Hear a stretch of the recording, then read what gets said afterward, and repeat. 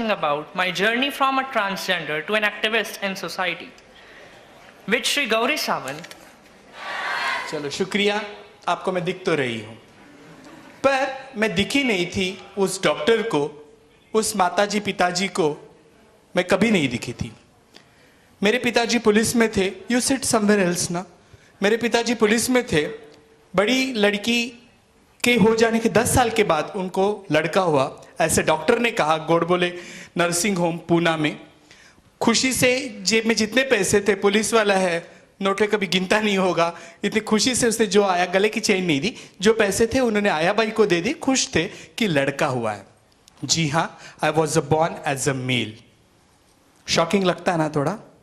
आधे से आधे लोगों को पता होता है कि what is the meaning of transgender, पर मैं ये बताना चाहती हूँ कि मैं पैदा पुरुष थी, संपूर्ण पुरुष थी। मेरा कोई भी अवयव कहीं पे भी खराब या डैमेज नहीं था।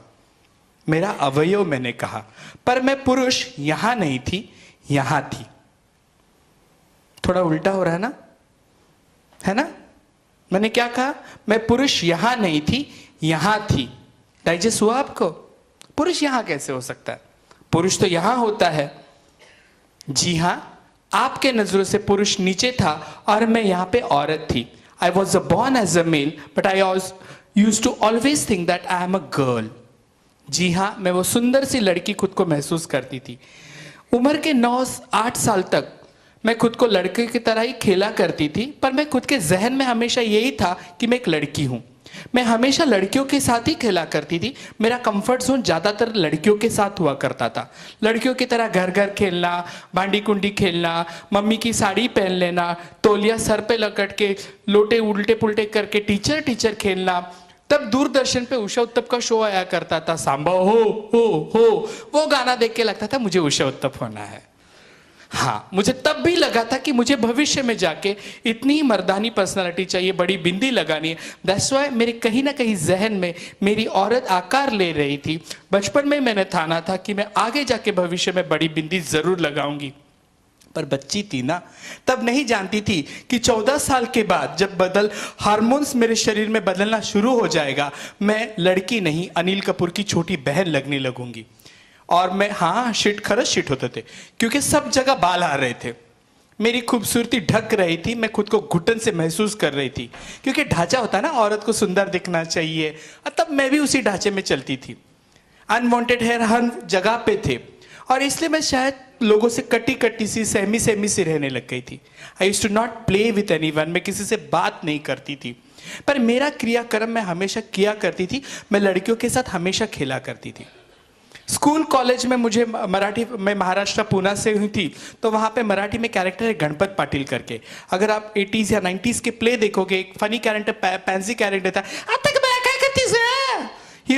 मतलब जिस तरीके से औरतों का आवाज में बात किया करता था, उसका नाम था गणपत पाटिल। और कोई भी पैंसी मैन अगर थोड़ा सा भी हाथ हिला दे तो उसे गणपत पाटिल बोला करते थे। मुझे आज भी वो दिन याद है। मैं 7 साल की 8 साल की होंगी, पिताजी के बाइक पे, मेरे पिताजी पुलिस में थे, उनके पास बुलेट थी, बुलेट के ऊपर बैठ के आ रही थी। पुणे में चतुर्श्रृंगी टेम्पल है, वहां पे से उन्होंने मुझे वो पानी में जो बोर्ड घूमती है ना, मोमबत्ती लगाने के बाद गर गर, वो एक दिलाई थी, और एक चक्र दिलाया था। और छोटी थी तो मुझे गाड़ी में ऊपर सीट के ऊपर बिठाया था। एक हाथ में वो चक्र लिया था और दूसरे हाथ में मेरे हाथ में बोर्ड था। उस दिन मुझे खुद को संतोषी माता रियलाइज हुआ था, क्योंकि सैटरडे को संतोषी माता पिक्चर देखा था। आई थिंक मैं ही संतोषी माता हूँ। जैसे गाड़ी चल रही थी, वो दोनों चक्र घूम रहे थे, मैं उस आविर्भाव से थी। और किसी ने आवाज दी, ए बाइल्या। इतना सुनते ही शब्द मेरे पिताजी ने मुझे जोर से गाड़ी से उठाया, नीचे रख के एक बम पे लात दे दी। वो लात आज तक है। उस दिन से आज तक मेरे पिताजी ने मुझसे बात कभी नहीं की। आज मैं उम्र की 37 हूं, 38 में टर्न आउट होंगी। आज तक मेरे पिताजी ने 7 साल की उम्र में किसी ने मुझे बाइल्या कहा, मेरे पिताजी ने मुझे गाड़ी से उठा के मेरे बम पे, एक पिछवाड़े पे लात दे दी, और आज तक उनकी मेरी कट्टी बट्टी चालू है। जिम्मेदार कौन? आप लोग हो। मेरे पिताजी की तो कोई गलती नहीं थी। उन्होंने मुझे चक्र दिया था, मुझे बोर्ड दी थी, पर आपके एक शब्द ने उसके मन पे इतना घाव हुआ कि आज तक वो सहन नहीं कर पाया। हम किसको दोष दे? कल तक मैं मेरे पिताजी को बहुत गाली देती थी, अरे इन्होंने ही मुझे पैदा किया, ये जो पढ़ती हूँ ना मीटिंगों में जाती, इन्हीं के क्रोमोसोम से हम आते हैं, इन्हीं माँ बाप के गुणसूत्र से बच्चे हैं, मेरे पिताजी काले थे इसलिए मैं काली हूँ, शायद माँ का नाक मुझे आया, तो मैं तुम्हारी थी। पर मैं आज जब मेरे पिताजी के लिए, कल तक मेरे दिल में बहुत गुस्सा था, मैं नफरत करती थी उस बंदे से कि वो मुझे स्वीकारता नहीं है। पर जब कल मैंने मेरे बच्चे के साथ मैं कहीं चल रही थी और किसी ने मुझे कहा हिजड़ा है अभी से ताली बजाना सीख लेगा, मेरे आंखों के आंसू में रोक नहीं पाई। हाँ, आई am a mother without uterus, I am the माँ। Yes, I always say motherhood is a behavior to love someone, to care someone, that is a motherhood. मातृत्व के लिए आपको गर्भाशय होने की जरूरत नहीं। यहाँ पे बैठे सभी लोग माँ है, क्योंकि हम किसी के ऊपर बहुत निस्वार्थी प्यार कर सकते हैं, वो है मातृत्व, जो मुझ में कूट कूट के भरा है। जब मेरे पिताजी ने मुझसे बात नहीं की तो मुझे बुरा लग रहा था। मैं इस टॉपिक के पर आऊंगी, आप जहन में घूमते रखिएगा कि ये इंटरवल के बाद ये क्या बताएगी, क्यों अभी पिताजी के ऊपर इसको गुस्सा नहीं है। मेरे पिताजी ने मुझसे बात करना छोड़ दिया था, माँ बहुत जल्दी गुजर गई थी। मुझे आज भी वो किस्सा याद है, मेरे मामा ने मुझे गोद में उठाया था और माँ को अग्नि देने को कहा था। मैंने मेरे मामा का नोचा था, चेहरा नोचा था कि हाथ मामा आमच्याकडे येतो, हमारे माँ से राखी बंधवाता है, आज मेरी माँ सोई है तो उसे आग लगाने कह रहा है। मैंने मेरे मामा को जोर से काटा था, मेरे मामा को नोचा था। मैं बहुत छोटी थी, मेरी माँ मर चुकी थी, माँ को अग्नि देने के लिए मैं मामा के कंधे पे थी। इतना ही मुझे आज याद है। गुस्सा नफरत जो भी था उतना ही दबा दबा था, किसी से प्यार ही नहीं था। एक शब्द ने मेरी जिंदगी बदल चुकी थी, बाइला करके। My daddy used to never used to talk with me. बहुत आलीशान घर था मेरा। My daddy was in police, assistant police commissioner थे मेरे डैडी, एसी पे थे उस वक्त। आप समझने की कोशिश करो, बड़ा बंगलो था, पूना में एरोडा में उनका घर है, 4-5 बेडरूम वाला फ्लैट। पर इस बेडरूम से मैं उस बेडरूम चली जाती थी, डैडी उठ के चले जाते थे। मैं टीवी बैठने भी चली जाती थी, डैडी उठ के चले जाते थे। उनके आंखों में मैंने सिर्फ मेरे लिए नफरत नफरत नफरत ही देखी थी। लोगों के बच्चों के डैडी घुमाने लेके जाते थे, डैडी उनसे बात करते थे, मेरे साथ बात करने वाला कोई नहीं था। अब भावुक मत होइएगा, क्योंकि मैं खुद को रोक नहीं पाती थी। जितनी स्प्रिंग दबती थी उतनी मैं स्ट्रांगली खड़ी थी। और एक दिन टीवी के ऊपर रखे हुए 60 रुपए लेके चुरा के I run away from my family. बीच का पल्ला बहुत बड़ा है, 15 मिनट में क्या क्या बताऊंगी। घर छोड़ के भाग के आई, बंबई आ गई, बंबई के दादर स्टेशन पे आ गई। 60 रुपए जेब में थे, बहुत भूख लगी थी। बंबई में सिद्धिविनायक टेम्पल है, वहां पे लोग हर मंगलवार को लड्डू बांटते हैं। भूख लगी थी, बच्ची थी, चली गई मंदिर के यहाँ पे, लोग लड्डू बांट रहे थे, मैंने भी लड्डू लिए। उस वक्त मुझे पता चला कि आई लव मोतीचूर के लड्डू, पतले से दाने वाले होते हैं ना, मुझे बहुत पसंद है। उस वक्त मुझे रियलाइज हुआ कि आई लव दिस। मैंने एक खाया, दूसरा खाया, उसका तेल घी हाथ को लग रहा था, आई यूज्ड टू एंजॉयिंग। मैं भूल चुकी थी कि मैं बाबुल का घर छोड़ के भाग के आई हूँ। और 2-3 बार वापस उस लाइन में जाने के बाद उस बंदे को पता चला कि लड़का घड़ी घड़ी आ रहा, तो उसने मुझे चिल्लाया, तो शर्म के मारे मैं निकल के गई। जब रात को रात हो गई तो मैं दादर स्टेशन चली गई। जेब में से 30 रुपए थे, रगड़ा पैटिस के लिए मैंने रेलवे प्लेटफॉर्म पे मांगा। रगड़ा दिया था, ब्राउन कलर की वो कटोरी में रगड़ा दिया था, वो टूटी हुई थी। रगड़ा कैसे भी खा लिया, भूख लगी थी, खा लिया। जब पानी मांगा तो उस भैया ने पानी के ग्लास में उंगली डाला। घर में एक्वागार्ड का पानी की आदत थी ना, उसने उंगली डाला तो पानी पी नहीं मैं, वैसे बिना पानी पिए रात को स्टेशन पे सो गए। पुलिस वाले ने आके पिछवाड़े पे एक डंडा दिया। जिंदगी में दूसरी बार पिछवाड़ा पिट गया था मेरा।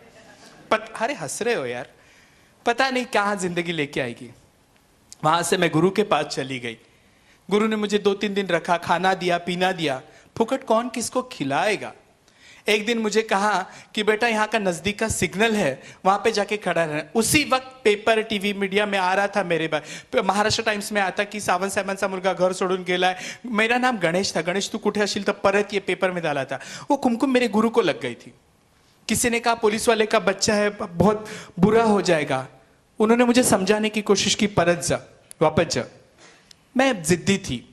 मुझे गंदे से कपड़ा, एक पंजाबी ड्रेस से ऐसा कुछ पहना के, बालों को नकली विग लगा के सिग्नल पे खड़ा कर दिया। जब मैं सिग्नल पे खड़ी थी ना, इतना बुरा लगने की कोई बात नहीं है। उस वक्त मैं मेरे जैसी सिंड्रेला खुद को समझ रही थी। मेरे जैसी खूबसूरत कोई नहीं था। बड़ा लूज ब्लाउज था, यहाँ पे कागज के गोले डाले थे ब्रेस्ट दिखने के लिए। गंदी सी साड़ी थी, पैरों में स्लीपर थी। But then also I was वो दुनिया की सबसे मिस वर्ल्ड थी मैं उस चौराहे पे। गाड़ियां आ रही थी, जा रही थी, मुझे कुछ पता नहीं चल रहा था। I was enjoying my self. लोग देख रहे थे नकली किन्नर है क्या, असली किन्नर है क्या, मुझे कोई फर्क नहीं पड़ रहा था। गंदा सा मेकअप था शायद। मैं खड़ी थी और एक जन ने मेरे हाथ में 5 रुपए की सेलोटेप लगाई हुई नोट दी।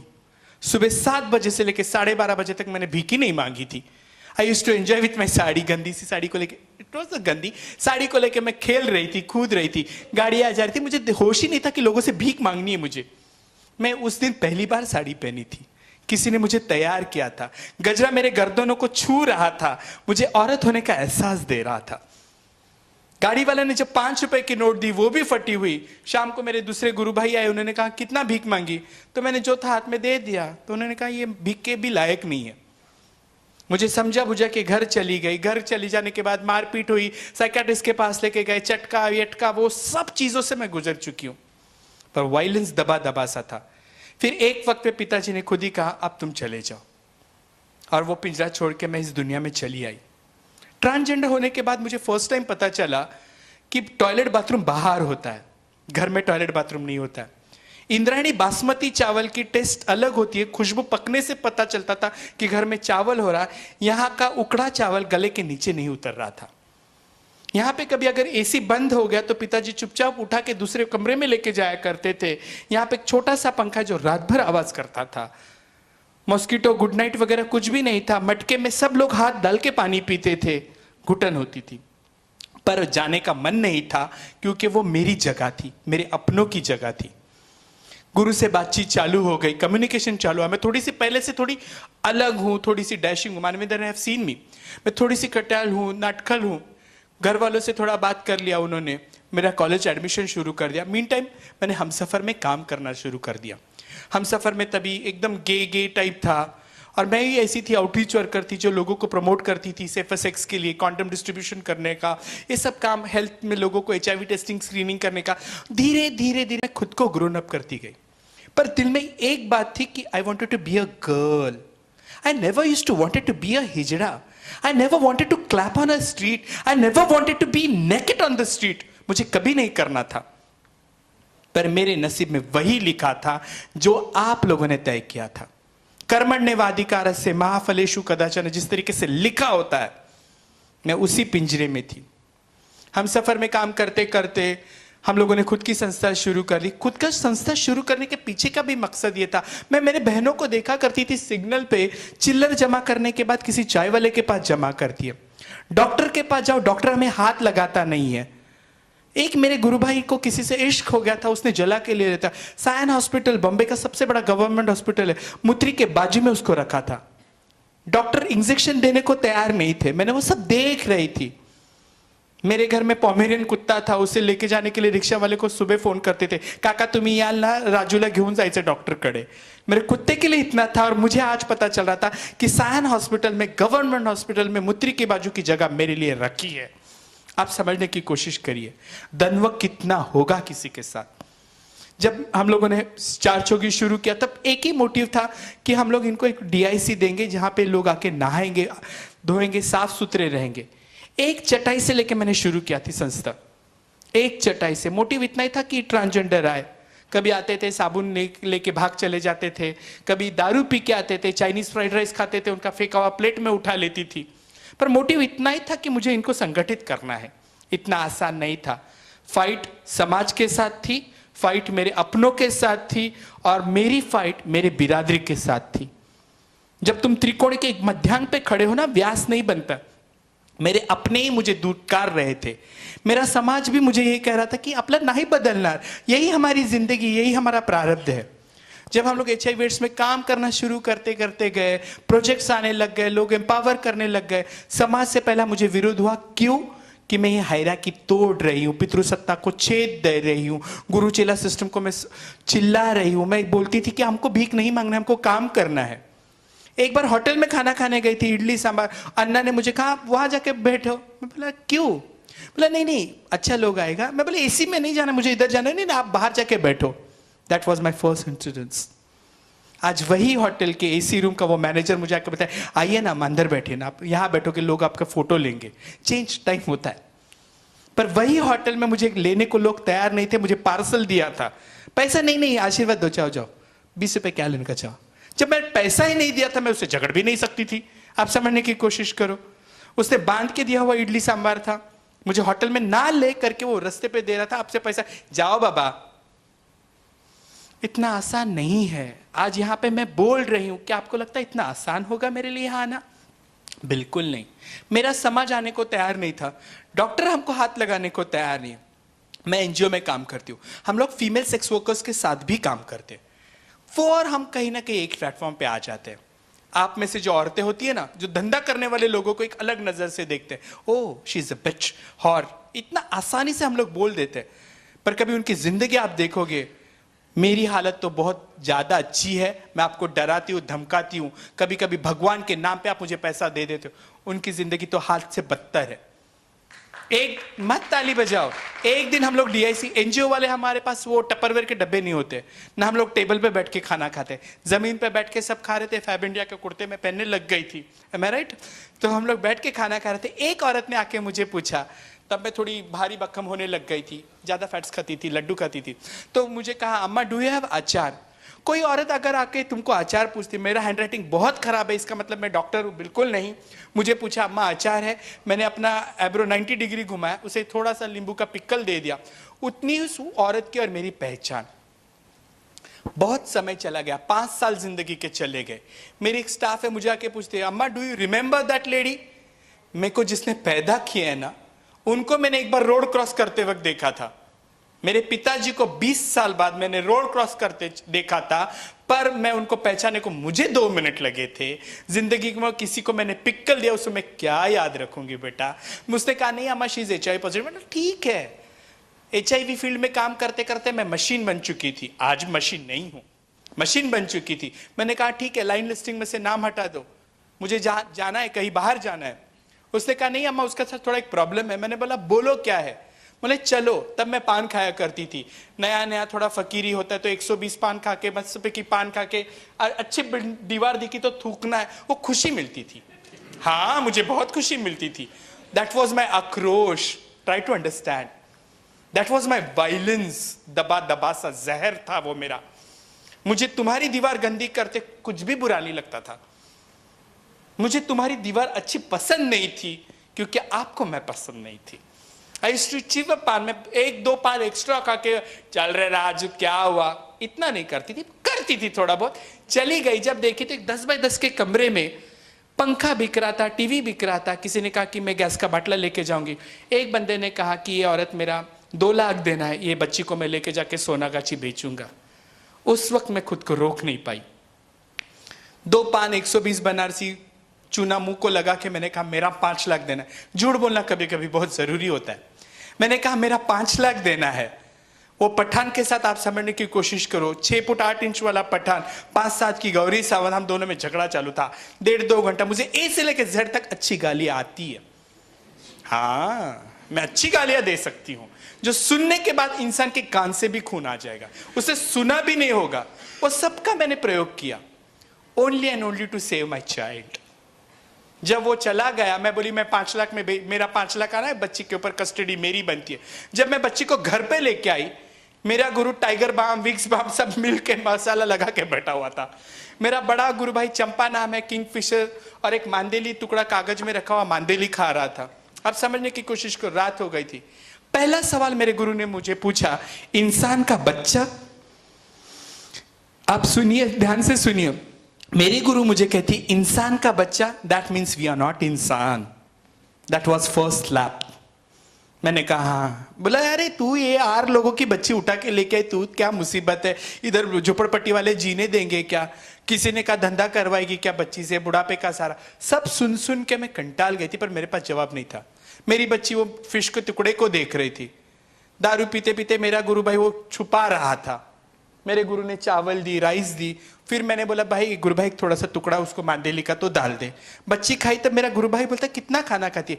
3 दिन। आप समझिए, 6 साल की बच्ची 3 दिन भूखी थी। बच्ची कांटे के साथ मच्छी खा रही थी, मैं देख रही थी उसे। मैं प्योर वेगन हूं, मैं अंडा तक नहीं खाती हूं, पर उसको खाते वक्त मेरे को तृप्ति का एहसास हो रहा था। रात हो गई, हम एक पलंग पे सोते हैं, मैं ब्लेस्ड हूँ, थोड़ी दादागिरी करती हूँ, इसने मुझे थोड़ा ऊपर देते, ऑफिसर की बेटी हूँ ना, एक जेड सिक्योरिटी मिलती है मुझे, तो मैं पलंग पे ऊपर सोई, मेरी गुरु नीचे सोई थी। बच्ची को कौन सुलाएगा, दारू पिया गुरु भाई उसके बाजू में, वो सोएगी नहीं, मेरी गुरु के बदन से तो मतलब वो उसके होश में नहीं थी। बच्ची मेरे बाजू में आई, रात हो गई, एक छोटा सा कंबल था, वो बच्ची खींच रही, मैं खींच रही, तब मुझे लगा कि इसको क्यों ये मुसीबत में लाई मैंने, ये क्यों जड़ी बूटी लेके आई, मैं खुद की जिंदगी क्यों जहन्नुम बना ली। रात को 1:30-2 बजे बच्ची ने मेरे पेट पे हाथ रखा। आप उम्मीद करिए आज तक वो मैं हाथ हटा नहीं पाई। She is my daughter, her name is Gayatri. अब बचाते हैं ये गायत्री के लिए। देखो, बच्चा पैदा करने के लिए मुझे इमली खाने की जरूरत नहीं पड़ी, 9 महीना रुकने की जरूरत नहीं पड़ी। जिस पावरफुल ताकत से वो लड़की ने मुझे पकड़ा था ना, मेरे पेट को मुझे झिंझोड़ दिया था, मेरा मातृत्व का एहसास उस रात मेरी डिलीवरी हो चुकी थी। वो गायत्री मेरी जिंदगी में आई। बच्ची बहुत शरारती थी क्योंकि मेरे घर में संस्कारी, आई हैव अ टाइम ना, ऐसे कर देना फिर, हाँ हाँ, ये लोगों को आदत होती है। बच्ची को जब मैं स्कूल जाती थी, मेरी बच्ची की रोज कंप्लेंट आया करती थी। बच्ची को पता नहीं टीचर रोज क्यों चोटी बांध के आने को कहते। मैं एक दिन चोटी बांधी, बच्ची छोड़ देती थी। दूसरे को रोज मैं बोलती थी कि अम्मा जरा मेरी बेटी की चोटी डाल दो। एक दिन गुस्से से मैंने जाके उसे जेंट सैलून में बैठाया, उसका बॉय कट कर दिया, मशरूम कट कर दिया। बच्ची रो रही थी, बच्ची के आंखों के आंसू अंगूर की तरह थे। मैं मजबूर थी क्योंकि मुझे चोटी डालने नहीं आती थी। टीचर बिना चोटी के स्कूल में बच्ची को ले नहीं रही थी। एक दिन पेरेंट्स को बुलाया, मैं चली गई। टीचर ने कहा इसके माँ बाप को बुलाया, तो मैंने कहा मैं ही उसकी माँ हूँ। टीचर को पसीना छूटने लग गया, टीचर शिवरिंग होने लगे, उसे मुझे प्रिंसिपल के कमरे लेके गई। प्रिंसिपल ने मुझे बैठने को, मैंने खुद से ऐसी की, प्रिंसिपल ने कहा खड़े हो जाओ। चेयर मैंने हाथों से ऐसी लकड़ी की स्कूल की chair, sir you can sit here, chair sir यहां बैठिए ना, इकड़े इकड़े बसा ना। चेयर ले ली, टीचर ने मुझे कहा आप खड़े हो जाइए। प्रिंसिपल मुझे कहती है खड़ी हो जाइए, आप समझने की कोशिश करो। प्रिंसिपल ने मुझे सवाल पूछा, आप क्या हो? हिजड़ा हूं। वो क्या है? औरत है। आप उसको हिजड़ा बनाना चाहते हो? मैंने बोला नहीं, मैं तो उसकी परवरिश कर रही हूँ, मैं मदर टेरेसा बन रही हूँ, मैं उसका ख्याल रख रही हूँ, मैं उसके लिए कितना कर रही हूँ। बोला आपकी लड़की स्कूल में गंदी गंदी गालियां देती है, लोगों को मारती है और कहती है ज्यादा तुमने मुझे अगर टिफिन नहीं दिया, पेंसिल नहीं दिया तो मैं हिजड़े लोग छक्के लोगों को लाके तुमको मारूंगी। आपके बच्चे को संस्कार दे ही नहीं पा रही थी मैं, उसका ग्रास कम था मेरे लिए। उस डिसीजन से मैंने उसको हॉस्टल में रख दिया। थोड़े दिन बाद मेरे मीडिया फ्रेंड्स है, किसी ने मेरे बारे में आर्टिकल लिखा, यूनक मदर। यूनक का मतलब है castrated man. I am not only castrated man, I am a woman, I respect myself, my journey is not a eunuch journey. लिखा, मैं रातों रात फेमस हो गई, लोग मुझे जानने लग गए, पहचानने लगे, इंटरनेशनली मैं फेमस हो गई। पर मैं वही गौरी सावंत थी जो रास्ते पे थैले वाले के साथ झगड़ा करती थी, कहीं पे भी सिग्नल पे कोई भी हिजड़ा मिले उसके साथ बैठ के चाय पीती थी, मजा मस्करी करती थी, स्वच्छ भारत अभियान की तरह थूक के रख देती थी। एक दिन बंबई का कमाटीपुरा रेड लाइट एरिया है, वहां पे मैं चली गई। वहां पे 2 बांग्लादेशी लड़कियों ने मुझे पूछा, अम्मा की भालो लागছে तुम्ही की बंगाली ना गे खांड के आम्ही की किती बंगाली ना ना, आपकी बड़ी बिंदिया बड़ी प्यारी लगती। मैं बोला जा 120 बनारसी पान लेके आ। आधा घंटा वो लड़की आई नहीं। मैं बोली ये लोग बहुत चैप्टर बंगाली लोग, हाँ ये लोगों मारो, इधर रखो मत इन लोगों। मैं ज्ञानामृत दे रही थी किसी को, और एक छोटा सा पिंजरा होता है सेक्स वर्कर्स की, जैसे टूर्स के बस होती है ना, पर्दे लगे हुए ऐसी बस होती है, छोटी बस की तरह उनका घर था, कर्टन लगा है। मैं टहल रही थी, मैं एक जगह 10 मिनट की ज़्यादा बैठ नहीं सकती हूँ, तो चली गई। तो मैंने कर्टन खोला तो एक लड़की जो उसकी बहन थी वो वहाँ पे सोई थी, उसके बाजू में छोटी सी लड़की रखी थी, और वो लड़की माँ के दुपट्टे के साथ खेल रही थी, ऐसा हाथ पकड़ रही थी, छोड़ रही थी, और उसके बाल बहुत सुंदर, बंगाली थी, बड़ी बड़ी आंखें, बाल छोड़ के मैं इसे 2 मिनट देख रही थी। और जैसे मैंने देखा तो एक अंकल अपनी जिप लगा रहे थे, मुझे शर्म आ गई थी खुद को। जिंदगी में दूसरा तमाचा मुझे मिला था। मेरे पिताजी, मेरा बाप, मेरा भाई, मैं सभी को मेरा ही कह रही हूँ, मेरे पिताजी, मेरा बाप, मेरा बेटा, मेरा हस्बैंड जिप लगा रहा था। मैंने बहुत ताकत से वो पर्दा बंद कर दिया। वो अंकल का, मेरे पिताजी का जाने का इंतजार किया। जब वो चले गए, बच्ची को उठाया तो बच्ची के बदन से सुसु ग्राइप वाटर का मिक्स बास आ रहा था। मैंने उसको देखा, आई जस्ट स्माइल्ड। कुछ बोलने की हिम्मत ही नहीं थी मुझ में, शर्म टूट चुकी थी मैं। उसने कहा तुझे चाहिए क्या? मैंने कहा तू देगी क्या? अगर मैं नहीं दूंगी तो ये आर बनेगी। Try to understand. कोई माँ अगर बोलती कि मेरी बेटी आर बनेगी, आप सब होशियार लोग हैं, आपको आर का मतलब पता है। यहाँ माँ विवश है, बच्ची का फ्यूचर उसने तय कर लिया है। मुझ में उस रात हिम्मत नहीं थी। बच्ची को मैंने नीचे रखाया। ओला बॉम्बे में नई नई शुरू हुई थी।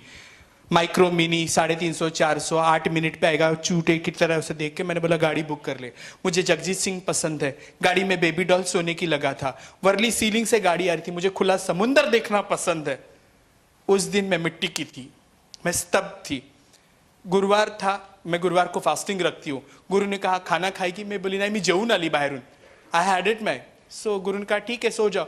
रात को 1:30 बजे तक मैं करवटें बदल रही थी। बच्ची का चेहरा मेरे सामने, आंखों के सामने आ रहा था। गुरु ने जब सुसु को उठी तो गुरु बैठ के उठ गए। बोले क्या हुआ? मैंने कहा ये हुआ। तो मेरे गुरु ने कहा कि आर की बच्ची आर ही बनेगी। बहुत आसानी से मेरे गुरु ने बोल दिया था। तीसरी चोट मेरे कलेजे पे लगी थी। मैंने कहा गुरु आपके पिताजी तमिल ब्राह्मण है, पूजा करते, फिर आप नहीं पुजारी बने। मेरे पिताजी पुलिस में, मैं नहीं बने। हम कैसे तय कर सकते कि सेक्स वर्कर्स की बेटी सेक्स वर्कर ही बनेगी? मेरे गुरु ने कहा आप तू क्या चाहती है? मैं बोला क्यों ना हम इन्हें देखें। मेरे गुरु ने सिर्फ मुझे स्माइल किया। उसने मेरे सर पे हाथ घुमाया। उसको पता था कि दूसरी चिंगारी यहाँ उठ चुकी थी, एक गायत्री पे रुकने वाली ये नहीं थी। उस रात मेरे दिल में एक थॉट आया जिसका नाम है नानी का घर, मतलब आजीचं घर, जहाँ पे हम लोग ये सेक्स वर्कर्स के बच्चियों को संभालते हैं ताकि भविष्य में ये लड़कियां सेक्स वर्क में ना जाए। और जिंदगी मेरी तड़पी एक मातृत्व के लिए, एक जिंदगी मेरी तड़पी है मातृत्व बनने के लिए। आखिर में मैं हमेशा कहती हूँ I am devotee of Swami Vivekananda. Swami Vivekananda हमेशा कहते हैं don't ask society what they have done for us, it is our duty to prove ourselves that what are you going to give back to the society. एक जन्म है, आना है जाना है, मैंने तो तय कर लिया है। क्यों पता है? मैं झाड़ भी लगाती हूँ। मैंने एक बार मिर्ची का झाड़ लगाया। मिर्ची के झाड़ को छोटे छोटे फूल आए सफेद कलर के। आई थॉट तीखे होंगे, मैंने तोड़ के देखा वो मीठे थे। जिंदगी का फलसफा भी ऐसे ही है, वो फूल सूखने के बाद मिर्ची बनते हैं। आप समझ चुके, आप होशियार हो। मैं नहीं चाहती हूँ कि जिंदगी में कोई भी लड़की सेक्स वर्कर बने, इसलिए जो मैं काम करती हूँ जिसका नाम है नानी का घर, जरूरत तो नहीं होनी चाहिए पर लड़कियां कूड़ों में कचरों में फेंकी जाती है। आज लड़कियां कोई भी सुरक्षित नहीं है। मेरी बहन हैदराबाद में कल गैंगरेप करके जला दी गई। कल किसी को जला दिया, मार दिया गया। आप समझने की कोशिश करो। मैं साड़ी पहन के अगर स्टेशन पे, आपको क्या लगता है ये कफन ओढ़ के मैं सुरक्षित हूं? मेरा कफन ओढ़ने वाला मेरा जेंडर पूछेगा? यहाँ के जेंडर इक्वालिटी पूछूंगा, बात करूंगी मैं, मेरी चॉइस पूछेगा? कोई नहीं पूछेगा। ये कफन ओढ़ के हम चलते हैं। पर जिंदगी में जाते जाते इतना ही कहूंगी, I don't have any magic sticks to tell you what I have learn from my life. You know, don't give up. Life is very beautiful. कोई एक चीज तुमको डिमोरलाइज कभी नहीं कर सकती है।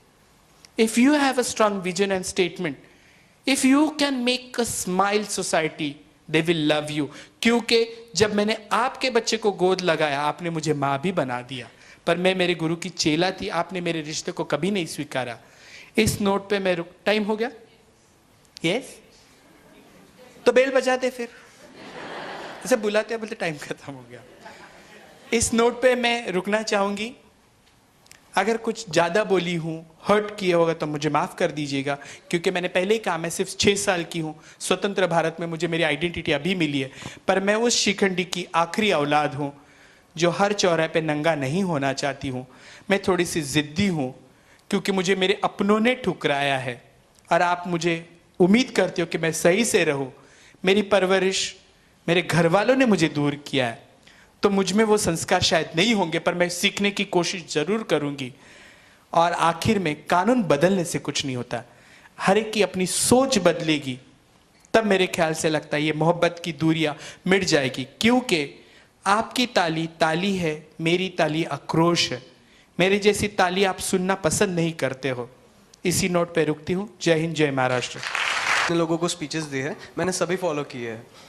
तो सो मैम, एक मतलब ट्रांसजेंडर के बारे में एक क्वेश्चन था कि अब तक मैंने जितने भी मूवीज़ देखी है, एक्चुअली अगर हमें चेंज करना हो विजन, ये मेरा खुद का एक सुझाव है कि ओके, ट्रांसजेंडर की अभी बहुत सारी मूवीज हैं जिसमें ट्रांसजेंडर को दिखाया जाता है। मतलब एक मूवी थी कि जिसमें ऋषि कपूर देख रहे थे, तो उसमें एक बहुत मेजर कॉज मुझे लगा कि वो अगर किसी को ट्रांसजेंडर दिखाना है तो वो अपना सेक्स रिप्रेजेंट करेंगे। मतलब कोई अगर अच्छा मर्द दिखे तो अपने वो ओट दबा देंगे, और यही कुछ सब कुछ चीज़ें हैं ना, हम लोग सीखते हैं, हम बच्चे हैं तो हम सीखेंगे कि वो ट्रांसजेंडर है, वो तुम्हारे देख के तुम्हें ठरक की नज़रों से देखेगा, वो लड़का है तो लड़कों को ठरक की नज़र से देखेगा।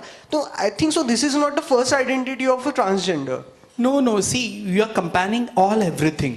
मतलब फ्रिज में रखा हुआ चावल दाल तुम मिक्स कर रहे हो, है ना। ये जरूरी नहीं कि ट्रांसजेंडर्स को एक लड़का ही पसंद रहेगा। My partner is a trans man, you getting my point. और ओट और हमारे लैंगिकता के बारे में बात ही नहीं की जाती है ना, है ना। और किसी को इतना, क्योंकि समाज का ढांचा है। मेरे मामा ने मामी के साथ शादी की, मेरे काका ने काकी के साथ शादी की। अगर मेरा कोई मामा किसी हिजड़े के साथ शादी करता तो शायद मुझे तकलीफ नहीं होती थी।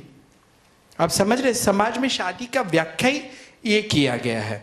और जब तुम बोलते कि हम आदमियों को देख के वोट पसंद करते हैं, हम औरतों को नहीं करते, ये गलत मत रहिएगा, है ना। नहीं, आई एम नॉट सेइंग दैट हमें वही विजन चेंज करनी है कि उनकी एक अलग से आइडेंटिटी वैसे भी है। पर किसी को देख के सभी ऐसे नहीं होते। मैंने कभी जिंदगी में किसी मर्द को देख के नहीं किया, शायद किसी मर्द ने मुझे देख के किया होगा।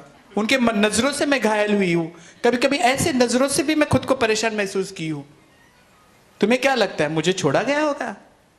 ओके, है ना। तो इस तरीके से ये सिर्फ वन वे ट्रैफिक अगर तुम करोगे आप। मैंने इसलिए कहा ना कि मेरा समाज कौन था, मुझ में संस्कार नहीं किए गए, मुझे किसी कमला हमला ने पैदा नहीं किया है। आप जैसे, आपके जैसे घर में कोई होगा तो आप बोलेंगे बड़े आएंगे तो इस तरीके से, मुझे में संस्कार ही नहीं थे ना बाबू। अब मैं खुली हूं, मुझे तुम पसंद आए तो मैं बोले और चिकने, शायद कोई दूसरे गट्स नहीं होंगे बोलने के लिए। और मैं सेक्स के बारे में खुल के बोलती, इसलिए शायद मैं बदतमीज हूं। मैं सेक्स वर्कर हूं तो मैं पटरी के यहाँ पे किसी झाड़ के इधर खड़ी होती हूँ, समझ जाओ।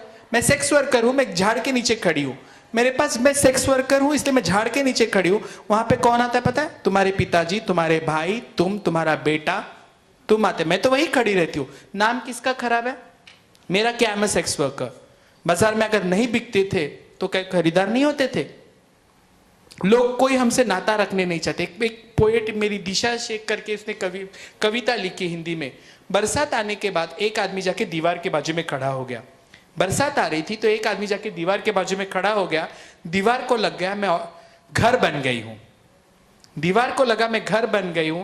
पागल दीवार थी, ये नहीं जानती थी बरसात रुकने के बाद वो चला जाएगा। हमारी जिंदगी में आने वाले आदमी वक्त के लिए आते और चले जाते, क्योंकि रिश्तों को कोई नाम ही नहीं है उसके लिए। ये इंडस्ट्री में है। तो सेकंड क्वेश्चन ये है कि हम ऐसे क्या प्रैक्टिकल स्टेप्स ले सकते हैं सोसाइटी में जिसकी वजह से ये जो सेक्स इंडस्ट्री है। इतने मत सवाल पूछ, एक एक पूछ ले, तुझे मैं टाइम दे देती हूँ। Okay. सेक्स वर्कर इंडिया में लीगल नहीं है, पहली बात। ओके, वो लीगलाइज करो। ओके, कोई भी लीगल करो, फिर उसके ऊपर। जब अनलीगल वर्क है, मोस्ट ऑफली फोर्स गर्ल्स है जो हरेस्ट कर, जब तुम लीगल कर दोगे तो उसके ऊपर ढांचा हो जाएगा। अभी ये औरतें बच्चे पैदा करती है, आप हमारे यहाँ पे औरतों को अधिकार नहीं है। अगर मैं किसी हॉस्पिटल में लड़की को लेके जाती हूँ सेक्स वर्कर को, उसको बोलते रोजी आदमी का क्या नाम लगाने का, तो मेरी रोजी बोल देती कि अक्षय कुमार लगा दे। She don't know. आप समझ रहे मेरे हंसने की ये बातें, क्योंकि औरत को रोजी को नाम अपना लगाने का अधिकार नहीं है। मैंने 10 फीमेल सेक्स वर्कर को इकट्ठा किया, बोला पैन कार्ड बना के हम RTI फाइल कर देंगे, हम ना टैक्स भरेंगे और उसमें लिखेंगे सेक्स वर्कर है। वो वकील, मेरे CA ने मुझे वापस दे दिया, मेरे को ब्लॉक लिस्ट में डाल दिया। अब समझ रहे, सेक्स वर्क लीगल कर दोगे तो बहुत सारी चीजें हो जाएगी, उसे भी काम तरीके से देखो। Okay, thank you. दूसरा सवाल ये था कि what practical steps we can take कि ये सेक्स इंडस्ट्री इंडिया से खत्म हो सकती है क्या? क्यों पर पहले विश करनी आई थी। ये सोच को तुम क्यों ये कर रहे हो? तुम इसे घृणा की नजर देखो। यहां बैठ के कोई भी प्लेटफॉर्म पे ये कोई नहीं बोलेगा मेरे को 2 लड़की, एक को मैं IAS ऑफिसर बनाऊंगा, दूसरी को सेक्स वर्कर बनाऊंगा, कोई नहीं बोलेगा। और ये भी बोलना उचित नहीं होगा कि वो औरतें करके हम माँ बहनें सुरक्षित है। सुरक्षितता आपने सबने देखी है। इस तरीके से आप करोगे कि ये बंद कर दो तो नहीं होगा। नहीं, मेरा क्वेश्चन ये, जैसे आपने बोला कि हरास करके उनको लेके आया जाता तो उसके ऊपर सख्त कानून बनाओ। दैट इज व्हाट नाबालिग लड़कियां, बांग्लादेशी लड़कियों को लाया जा रहा है, वो रोक दिया करो। पर बांग्लादेशी लड़की को छोड़ दो, उसके गोद में जो बच्चा है वो तो मेरा है ना, उसे सुविधा दे दो, उसके स्कूल कॉलेज में तो एडमिशन दे दो। उसकी कोई लड़की वापस दोबारा से सेक्स वर्क ना बने। वो जिस दिन वो सेक्स वर्कर बनेगी उस दिन तुम्हारी और मेरी हार है जिंदगी की। Thank you.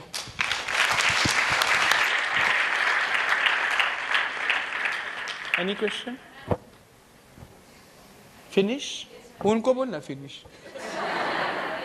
Was not that beautiful journey. It is a painful journey. What I have seen. Still, I miss my parents. KBC episode देखते देखते मेरे पिताजी को पैरालिसिस का अटैक आ गया। आप समझने की कोशिश करो। लोग मुझे बताए आपको केबीसी में देखा बहुत अच्छा लगा, अरे मेरे बाप को पैरालिसिस आ गया, अटैक आ गया। Still he has not accepted मी। हाँ, स्वीकृति करने के लिए अगर हम सही है, अगर तुम्हें लगता है कि तुम्हारी लैंगिकता सही है, तो तुम छुपने के बजाय सामने वाले को बताओ। जब तुम कैसा ना, छोटा बच्चा, मेरे बच्चे जिद करता है नाही मला पाहिजेच, तो मैं बोलती आज नहीं उद्या। जब वो 10 बार करेगा तो मैं दे ही देती हूँ। जब तुम्हें पता है कि तुम्हारी लैंगिकता ये, कितने सारे लोग हैं यहाँ पे पेरेंट्स के मजबूरी की वजह से कम आउट नहीं होते करके शादी कर लेते हैं। एक शादी होने के बाद बीवी को बोल देते कि मैं गे हूँ, मुझे आपको छोड़ना पड़ रहा है। एक दोनों की जिंदगी खराब हुई है। हमारे यहाँ पे पितृसत्ता है। एक लड़के को सिर्फ मेरे को, हमको भी बोलेंगे शादी कर ले, आगे का आगे देखा जाएगा। दारू पी रहा है तो बोले लग्न करूँ दे, शादी कर तो सुधर जाएगा। पर कल को अगर तुम्हें लड़का होना है तो क्या तुम्हें लगता है कि समाज तुम्हें इतने आसानी से होने देगा? बोलेगा क्या हाँ होने का ठीक है, एक बच्चा पैदा कर लो फिर देखा जाएगा, तुमको क्या करना है, रिसेप्टिव पार्टनर ही तो बनना है। ये माइंडसेट चेंज करना होगा। एलजीबीटी को हम जिस तरीके से प्रेजेंट कर वर्ग के लिए नहीं, हमारे पास अर्जुन था बृहन्नड़ा का, जिसने किया था 6 साल जिंदगी का, उसका कहीं पे भी कैस्ट्रेशन लिखा हुआ नहीं है। वी रिस्पेक्ट ना। तो हमको अगर करना है तो अगर हमको पता है कि हम क्या है, तो डर के मारे किसी दूसरे की जिंदगी खराब करने से अच्छा स्ट्रांगली अपने पेरेंट्स को बोलो। और जिस वक्त आपके पेरेंट्स आपके साथ खड़े होंगे, ये तो बाद में आएंगे तमाशा देखने के लिए। एक कहावत है, देसी घी का लड्डू टेढ़ा ही सही वो मेरा है। जिस वक्त अपने पेरेंट्स, मैंने जैसे पहले कहा था, बाइक के ऊपर मेरे पिताजी ने समाज के डर से मुझे लात मारी थी। अगर यही समाज उनको नहीं डराता था, शायद आज मैं कुछ अलग होती। नमस्ते करायचं।